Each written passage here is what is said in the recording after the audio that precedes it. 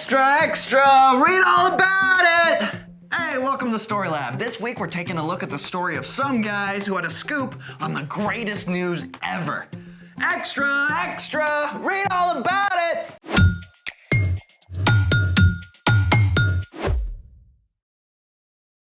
Hey, I'm Carter. And I'm Zeke. We're talking about how Jesus is so important in God's story. He's the best news there is. Wait, you're reading an actual print newspaper? Yeah, and I have the ink smudges to prove it.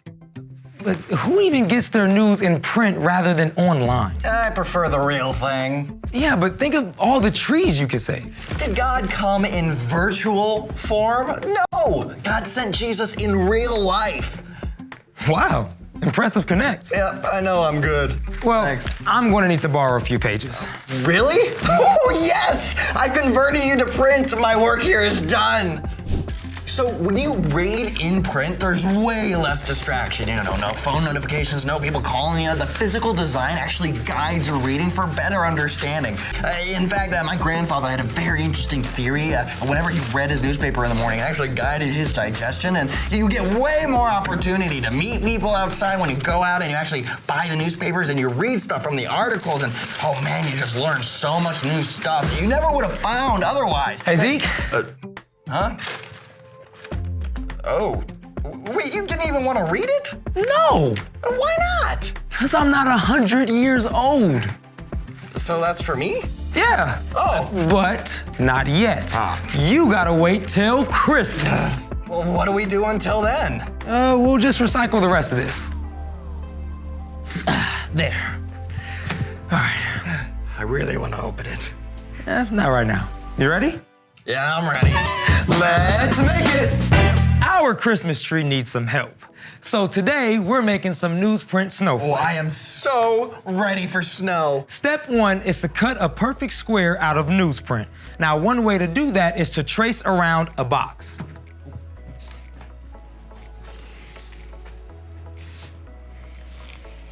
Then, take your scissors and cut out the square.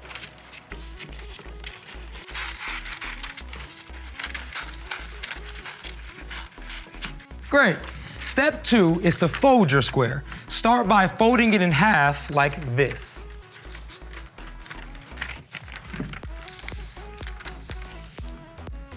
Okay, I got it. Then fold it in half again. And fold the right third of the triangle over the middle third.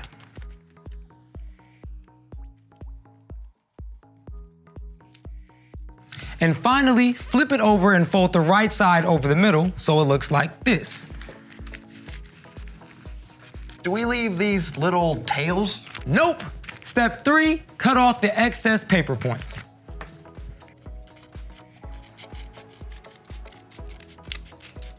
You know, this looks more triangle-y than flaky.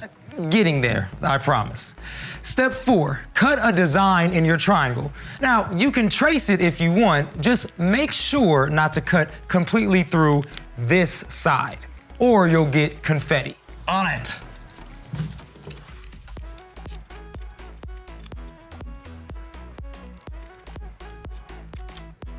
All right, I may have cut a little bit off the top, but it's still triangle-y. Yeah, but this is the fun part now. Step 5, carefully unfold your snowflake. Okay. Ready? You first. All right. Love it. Wow, look at that. It's nice. A little small, but all right. Oh, let it snow, let it snow, let it snow. All right, your turn.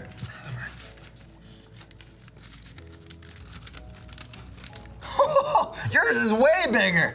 Whoa, you're like some kind of snowflake master. Are you calling me flaky? Better than being a simple beginner like me. I promise you'll get better with just a little bit more practice. Oh, speaking of promises, it's time for... The story before the story. Today, we're in the books of Isaiah and Micah. In the beginning, God created everything, including people.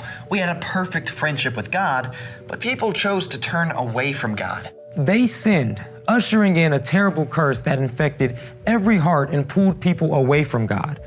everything was broken. But God loves us so much, he wanted to restore our relationship with him.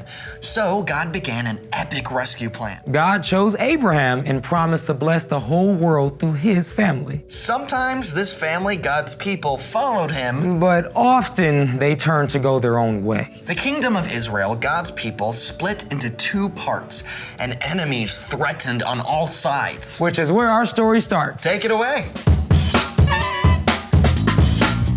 Hey everyone, I'm Colin. God had promised to bless the whole world through Abraham's family. But, God's people did not often live up to this calling. So God sent prophets to speak truth to the people and their leaders. Stop doing what is wrong. Learn to do what is right. Help those who are treated badly.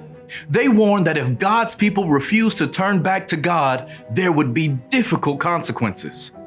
During this time, enemies from Assyria attacked and destroyed the northern kingdom of Israel, but the southern kingdom of Judah still remained. In the middle of all the fear and panic, God sent a prophet named Isaiah who brought both warnings and words of hope. The people who are now living in darkness will see a great light. Isaiah went on to explain what the light would be, who that light would be. A child will be born to us. A son will be given to us. He will rule over us, and he will be called Wonderful Advisor and Mighty God. He will also be called Father who lives forever and Prince who brings peace. Okay, time out for a sec. Wow, are those some big names for this child who would grow up to rule? Let's break it down. Wonderful Advisor. This coming king will be an advisor to help people know what to do.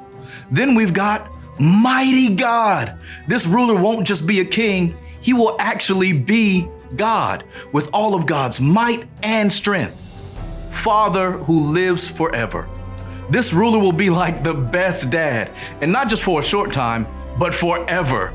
And last, Prince who brings peace. Some of our presidents and kings and leaders try to make peace, but they fail. The ruler Isaiah writes about will bring true peace, not just between nations and people, but between us and God. Now let's hear the rest of God's promise through Isaiah. There will be no limit to how great his authority is. The peace he brings will never end.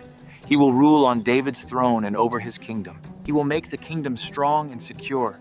His rule will be based on what is fair and right. It will last forever. The Lord's great love will make sure that happens.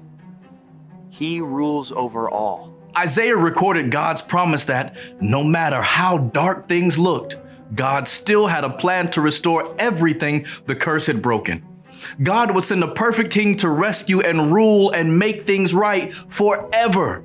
And the people could know this was true because of God's amazing love. During the time of Isaiah, a man named Micah also recorded messages from God. Micah came from a small town, but the words he shared were big and powerful. Listen to me, all you nations. Like Isaiah, Micah prophesied about hard times to come, but he too shared God's words of hope. Bethlehem Ephrathah, you might not be an important town in the nation of Judah, but out of you will come for me a ruler over Israel. His family line goes back to the early years of your nation. It goes all the way back to days of long ago. I bet you've heard of Bethlehem. Bethlehem was just a little town, nothing special. But God can do extraordinary things in the most unlikely ways and places, like sending a promised king to a tiny town as a baby.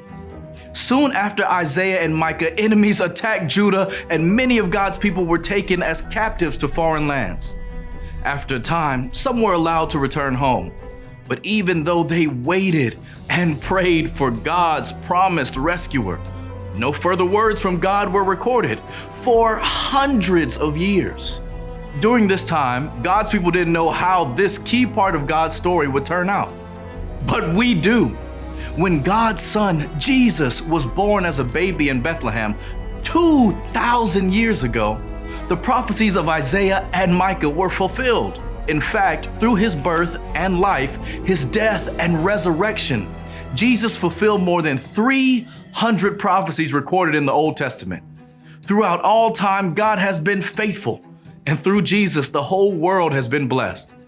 Just as God promised Abraham so long ago. The end. I mean, wow. I thought I knew the Christmas story, but It is so much bigger. So, what's our part in the story? It's great to learn about Jesus being born. But when you know the big picture, you can truly understand just how much we've got to be excited about at Christmas. yeah, because Jesus is good news for everyone. That's right.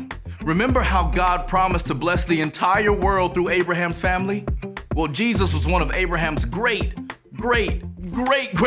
many great grandkids. And since Jesus broke the terrible curse of sin, the whole world has been blessed. That's right.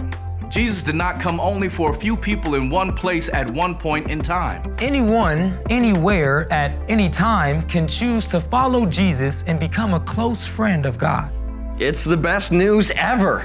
Definitely something to celebrate. I think we should party all month. Hey, sounds good to me. See you next time. So, here's the thing. Jesus is good news for everyone. Your family and friends, The kids and teachers at your school, people in your neighborhood, people around the world, for you. and for snowflake masters everywhere. And I've got some news for you, my friend. What's that? We gotta make some more snowflakes for our tree. Thanks for joining us in the Story Lab. See you next time. Okay, so how do you make them so fancy? Well, see, the trick is the more you cut away, the more awesome they turn out. Gotcha.